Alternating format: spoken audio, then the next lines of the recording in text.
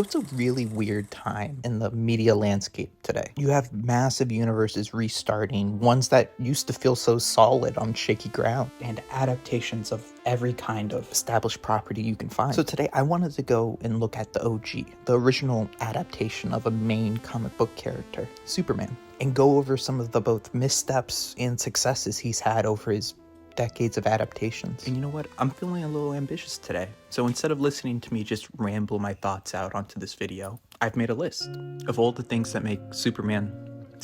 Number 1, make Superman a paragon.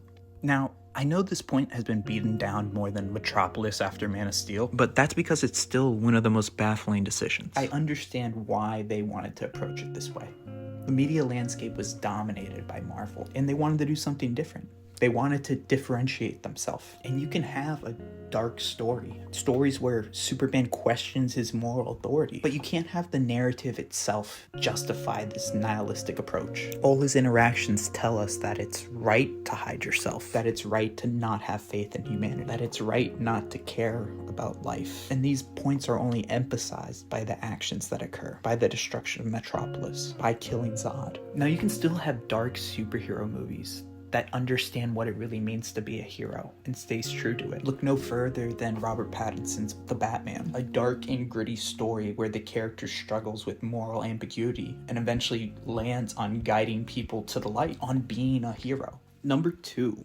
It's about more than just Superman. In general, we often define ourselves in contrast. And with superheroes, this often means we define them with their ability to save others, to inspire others. And because of this, it's so important to understand the other aspect of the character. The Clark Kent of it all. Superman is one of the few heroes that isn't a tragic one. He's not driven by revenge or fear or regret. A character like Batman, Bruce Wayne, is driven by his parents' death. Not everyone is like him. Not everyone can be him. Or you have a character like Spider-Man. The average Joe, the struggling kid, anybody can be Spider-Man. All reflected in his constant struggle to balance his two lives. Because he understands the responsibility he has, the sacrifices he has to make. But Superman's different. Yes, he has a tragic backstory. He lost all of his people. But that doesn't define him. He doesn't have a responsibility to the Kryptonians. Instead, he does one of the most heroic things of all.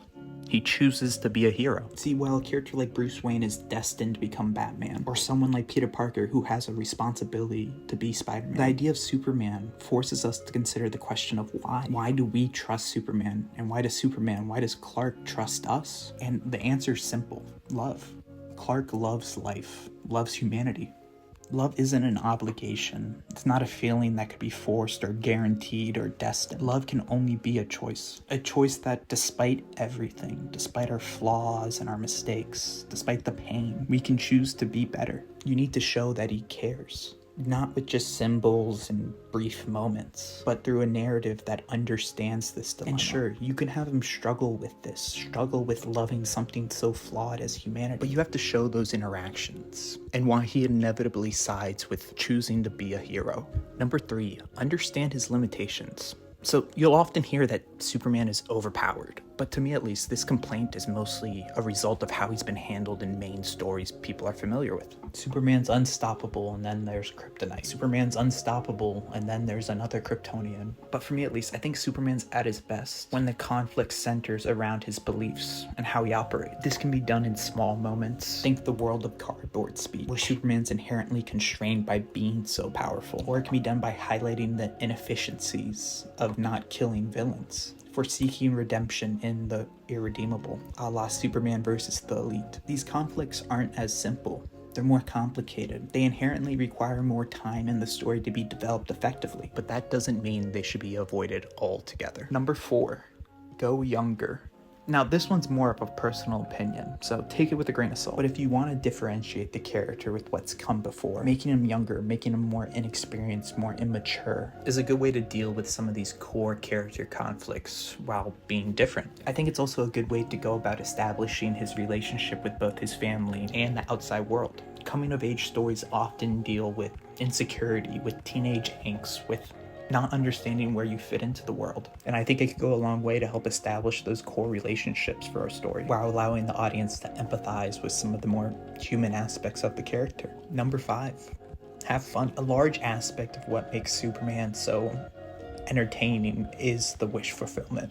is the idea that you are powerless in this world, and wouldn't it be amazing if you had all this power? If you were able to leap tall buildings in a single bound. All of this harkens back to the creators of the comic, how Superman and other heroes could end World War II. The creators of Superman were children of Jewish immigrants. Now, the religious inspirations for the character have gotten messy over the years, and recent adaptations have focused on him being a god, being this Christ-like figure. But despite all these religious connotations that can often sometimes be interesting to dive into, the main reason people relate with the character is because we feel powerless, just like the creators did all those years ago. And there can be cathartic joy in seizing this strength and in learning how to be super. Hey everyone, thanks for watching. If you haven't already, be sure to like and subscribe and ring the bell. I hope to do more videos on some of my favorite characters in media across a variety of genres and shows and movies, so don't worry. So let me know down below who'd you like to see me talk about next, and if you'd be more interested in a retrospective or something that looks more forward-facing, like I did here. Thanks again for watching. Peace.